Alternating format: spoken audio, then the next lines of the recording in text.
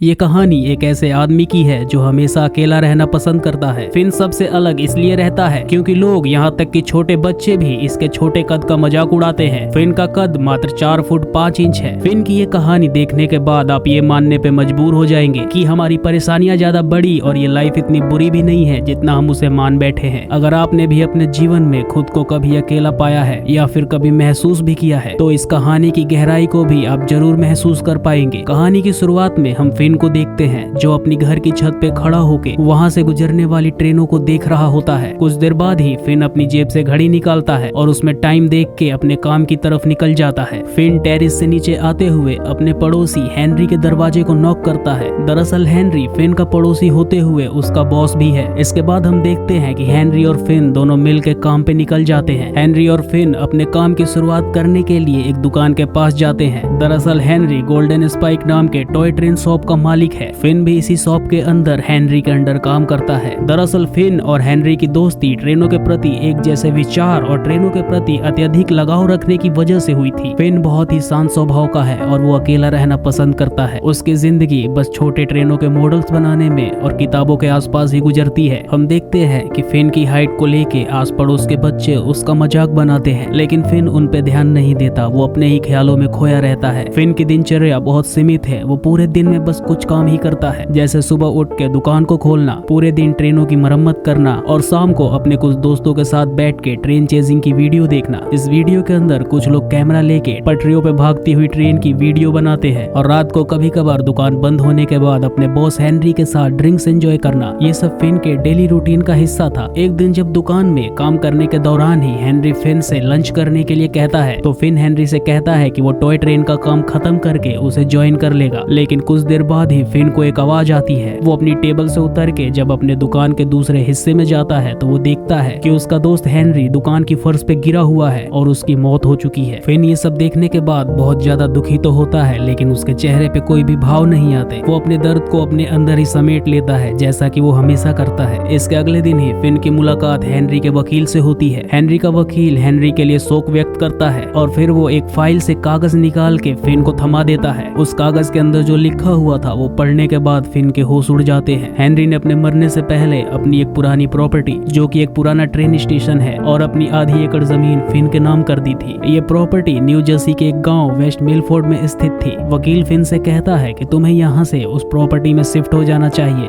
जिसके बाद फिन उस वकील से कहता है कि अगर मैं यहाँ से चला गया तो मेरी दुकान को कौन संभालेगा। जिस बात पे वो वकील फिन से कहता है कि वैसे भी वो दुकान आज से 6 हफ्ते बाद नीलाम हो जाएगी। इस बात को सुन के फिन बहुत ज्यादा निराश हो जाता है। अगले दिन हम देखते हैं कि फिन अपना सामान पैक करता है क्योंकि वो जगह यहाँ से ज्यादा दूर नहीं थी, इसीलिए फिन वहाँ तक पैदल जाने की ही सोचता है। फिन ट्रेन की पटरियों के सहारे अपनी यात्रा चालू करता है और पूरे दिन पैदल चलने के बाद शाम को वो वहाँ पे पहुँच जाता है। वहाँ जाने के बाद उसकी नजरें एक पुराने से लकड़ी के घर पे पड़ती है, जिसे देख के वो समझ जाता है कि उसका यही ठिकाना है। ये एक छोटा सा ट्रेन स्टेशन है जो कि पूरी तरीके से वीरान पड़ा है। यहाँ पे कोई ट्रेन भी नहीं रुकती, लेकिन ये फिन के लिए काफी अच्छी जगह है क्योंकि वो लोगों की नजरों से दूर रहना ही पसंद करता है। अब फिन उस वुडन सैक के अंदर चला जाता है। उस कमरे के अंदर एक छोटा सा सोफा होता है, एक तरफ किताबें पड़ी होती है, खिड़की खुली होती है और वहाँ से दिखता है जंगल। फिन पूरे दिन पैदल सफर करके थक चुका था, इसीलिए वो थोड़ी बहुत सफाई करके वहीं पे पड़े सोफे पे ही सो जाता है। अगले दिन उसकी आंखें एक शोर की वजह से खुलती है। वो अपने सैक से बाहर निकलता है तो वो देखता है कि उसके दरवाजे के बाहर एक कॉफी वैन खड़ी है, जिससे एक आदमी उसे कॉफी पीने के लिए बुला रहा है। इस आदमी का नाम जोए है। जोए बहुत ही खुश मिजाजी और बातूनी आदमी है। जोए क्यूबा से आया है। जोए के पिता अक्सर बीमार रहते हैं, इसीलिए जोए अपने पिता के फूड ट्रक का काम खुद संभालता है। जोए फिन को देखने के बाद फिन से बात करना चाहता था, उससे दोस्ती करना चाहता था, लेकिन फिन बार बार जोए को इग्नोर करता है। वो ऐसा जताता है कि जैसे उसे जोए में कोई भी दिलचस्पी ही नहीं है, लेकिन जोए के बार बार कहने पे और उससे गुजारिश करने पे फिन जोए से एक कप कॉफी जरूर खरीद लेता है। अगले दिन हम देखते हैं कि फिन पास के लोकल स्टोर से कुछ अपने लिए सामान खरीदने जाता है। इतने में ही सामने से उसकी तरफ एक कार बढ़ रही होती है। इस कार को एक 40 साल की महिला ओलिविया चला रही थी, जो कि एक आर्टिस्ट है। ये कार फिन के काफी नजदीक आ जाती है। फिन खुद को बचाने के लिए झाड़ियों में कूद जाता है, जिसके बाद ओलिविया अपनी कार से हड़बड़ी में नीचे उतरती है। वो फिन के पास जाती है और उसकी मदद करने की कोशिश करती है, लेकिन फिन शांति से उसकी मदद लेने से मना कर देता है और वहाँ से चुपचाप अपने रास्ते निकल लेता है। उसके बाद फिन वहाँ के लोकल स्टोर पे पहुँचता है। वहाँ से अपनी जरूरत की चीजें खरीदता है। उसी शॉप में काम करने वाली एक बूढ़ी औरत फिन की चुपके से फोटो खींच लेती है। फिन उस औरत को देखता है लेकिन उसे नजरअंदाज कर देता है क्योंकि फिन को अब इन चीजों की आदत पड़ चुकी थी। फिन अपने लिए सामान के पैसे पे करने के बाद वापस अपने घर की ओर आने लगता है। फिन जब अपने घर आ रहा होता है तो सामने से वापस ओलिविया अपनी कार से आ रही होती है। इस बार ओलिविया के हाथ में कॉफी होती है। ओलिविया के हाथ से कॉफी गिर जाती है जिसकी वजह से ओलिविया वापस अपनी कार पे अपना कंट्रोल खो देती है और इस बार फिर से फिन अपनी जान बचाने के लिए झाड़ियों में कूद जाता है। इस बार फिन को लगता है कि शायद जानबूझ के ओलिविया उसके साथ ऐसा कर रही है। ओलिविया वापस अपनी कार से उतर के फिन की मदद करने के लिए आती है लेकिन फिन वापस ओलिविया की मदद लेने से मना कर देता है और वहां से अपना सामान समेट के अपने घर की तरफ जाने लगता है। अब वो जैसे ही अपने घर पहुंचता है जोए वापस फिन से बात करने की कोशिश करता है। जोए फिन को अपने साथ ड्रिंक करने के लिए बुलाता है लेकिन फिन उसे इग्नोर करता है और फिन अपने घर के अंदर जाके अपने दरवाजे को लॉक कर लेता है। इसके बाद अब कहानी आगे बढ़ती है। हम देखते हैं कि अगली सुबह फिन शहर घूमने के लिए निकलता है और शहर की तरफ अकेले ही जाने लगता है। वो शहर जाने के लिए पटरियों का इस्तेमाल करता है और पटरियों पे अकेला चल रहा होता है। फिन को पटरियों पे चलता हुआ देख के उसके पीछे एक छोटी सी बच्ची आती है। इस छोटी बच्ची का नाम क्लियो है। क्लियो को फिन की हाइट देख के लगता है कि शायद वो उसकी उम्र का कोई बच्चा है लेकिन जैसे ही फिन पीछे की तरफ देखता है वो उसे देख के डर जाती है और वहाँ से भाग जाती है। धीरे धीरे सूरज ढल जाता है और रात हो जाती है। हम देखते हैं फिन अपने कमरे में बैठा हुआ है।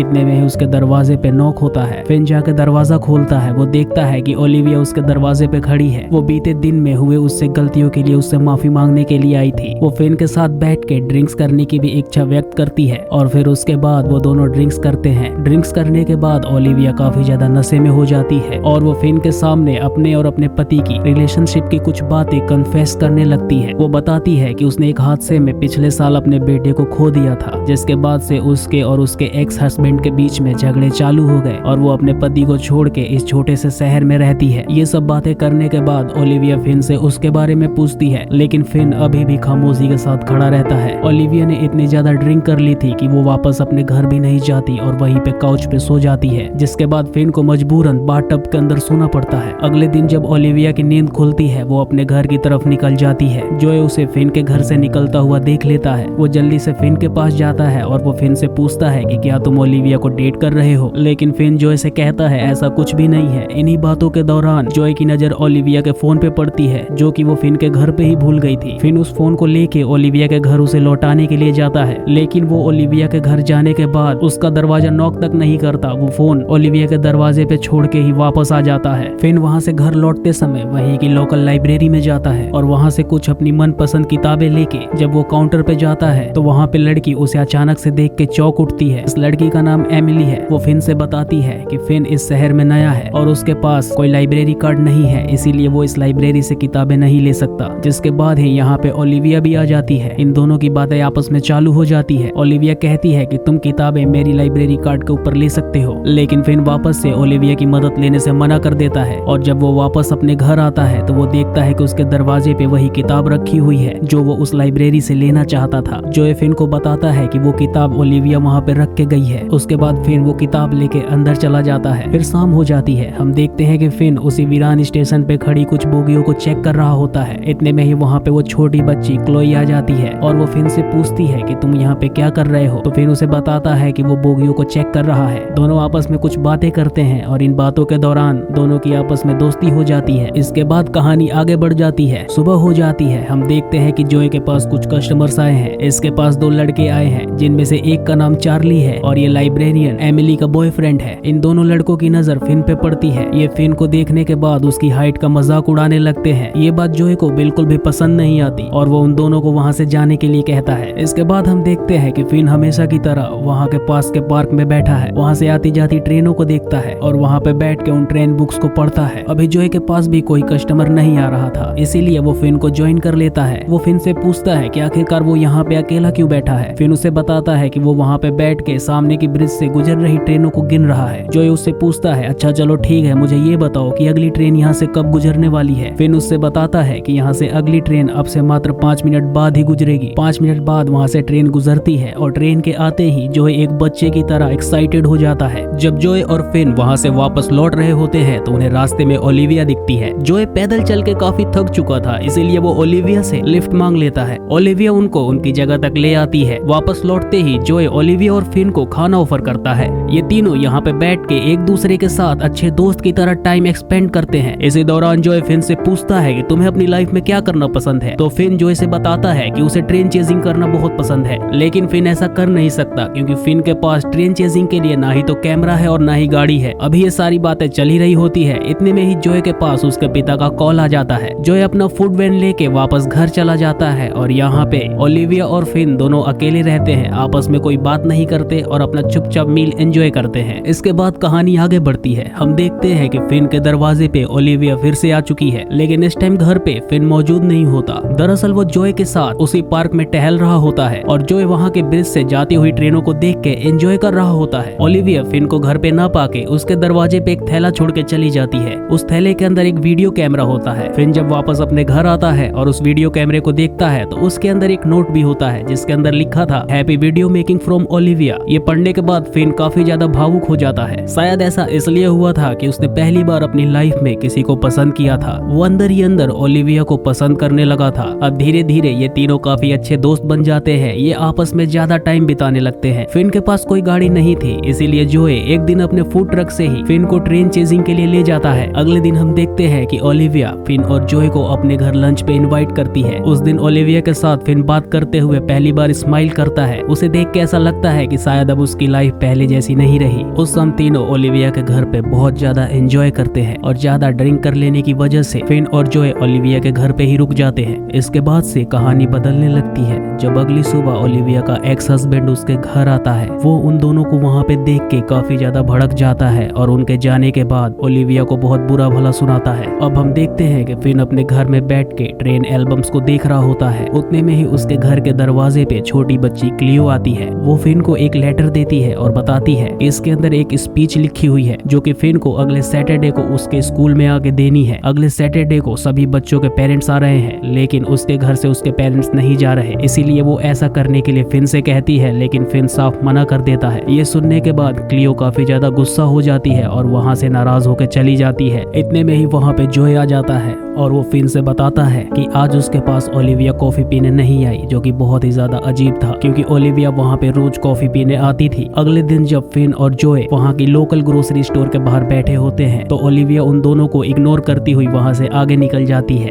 ये देखने के बाद उन दोनों को बहुत ही आश्चर्य होता है, लेकिन इन सभी बातों के दौरान ही जॉय फिन को खुद के और अपने डैड के साथ ड्रिंक्स पे बुलाता है। फिन वो बात मान जाता है, जिसके बाद हम देखते हैं कि फिन वहाँ की लोकल लाइब्रेरी में वापस बुक्स लेने गया है। वहाँ की लाइब्रेरियन एमिली फिन के साथ फ्लर्ट करने लगती है, जिसके ऊपर वो ज्यादा ध्यान नहीं देता। उसके बाद ही वो पास के किसी लोकल स्टोर में जाता है जहाँ से वो सामान ले रहा होता है। उस शॉप अटेंडर के पास ओलिविया का कॉल आता है जिसने कुछ सामान ऑर्डर किया था। उस कॉल को सुनने के बाद वो शॉप अटेंडर से कहता है कि मैं भी ओलिविया के घर की तरफ ही जा रहा हूँ, मैं वो सामान उसे डिलीवर कर दूंगा। और वो उस दुकान से सारे सामान लेके ओलिविया के घर की तरफ निकल जाता है। लेकिन जब फिन सामान डिलीवर करने के लिए ओलिविया के घर जाता है तो ओलिविया उसके हाथ से सामान लेके और उसे थैंक यू बोल के किसी अजनबी की तरह वहाँ से विदा कर देती है। वो ऐसा जताती है जैसे वो फिन को जानती ही ना हो। फिन को ओलिविया का ये बिहेवियर देख के काफी ज्यादा हैरानी होती है और उसे दुख भी होता है। जिसके बाद वो शाम को वहीं के किसी लोकल बार में जाता है जहाँ पे एमिली भी आ जाती है। दरअसल एमिली का बॉयफ्रेंड भी इस बार में आने वाला है, लेकिन वो अपने टाइम से लेट है, इसीलिए एमिली फिन को देख के उसको ज्वाइन करने की बात करती है, जिस बात को फिन मान जाता है। इसके बाद ही फिन एमिली से बताता है कि आज शाम को वो इसी बार में जॉय और उसके पिता से मिलने वाला है और वो उन दोनों का इंतजार कर रहा है। जिसके बाद एमिली फिन से कहती है कि वो प्रेग्नेंट है, लेकिन वो ये बात अपने बॉयफ्रेंड चार्ली से नहीं बताना चाहती क्योंकि वो एक लापरवाह इंसान है। फिर इसी बात के दौरान कुछ देर बाद ही एमिली के फोन पे चार्ली का फोन आता है, जिसे वो गुस्से में यहाँ पे आने से मना कर देती है और वो वापस फिन के साथ उस बार से बाहर आ जाती है। इन दोनों को चार्ली बार से बाहर घूमते हुए देख लेता है और वो एमिली पे किसी अजनबी आदमी के साथ घूमने की वजह से गुस्सा भी करता है। फिन चार्ली को ऐसा करने से रोकता है,